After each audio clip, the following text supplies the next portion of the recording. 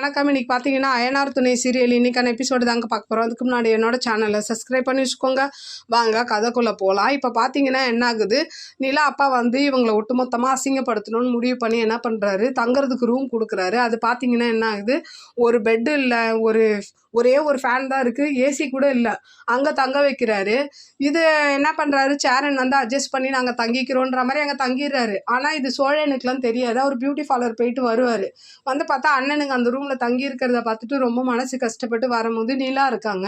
நிலா வந்து என்ன சொல்கிறாங்க, என்னங்க இங்கே அப்படியே பலன்னு மின்றீங்க, பியூட்டி பார்லர் போயிட்டு வந்து. சரி அண்ணனுங்களாம் எங்கன்னா அந்த ரூமில் தான் படுத்திருக்காங்கன்ற மாதிரி சோழன் சொல்ல உடனே இவங்களுக்கு ஒரு மாதிரி ஆயிடுது. சரி நான் வாஷ்ரூம் போயிட்டு வரேன்னு சோழன் போயிடுவார்.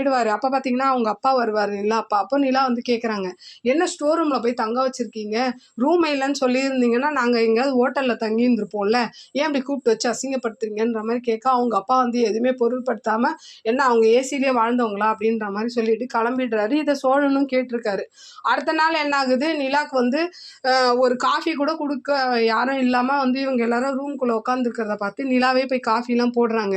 போடும் போது அவங்க அம்மா கேட்குறாங்க, யாருக்குடி காஃபி போடுற, மாப்பிள்ளை வீட்டுக்காரங்க தான், அவங்கள கவனிக்கிறத விட்டு நீ என்ன பண்ணுற, சரி போடி நான் வேலைக்காரங்களை வச்சு கொடுக்குறேன்ற மாதிரி சொல்கிறாங்க அவங்க அம்மா.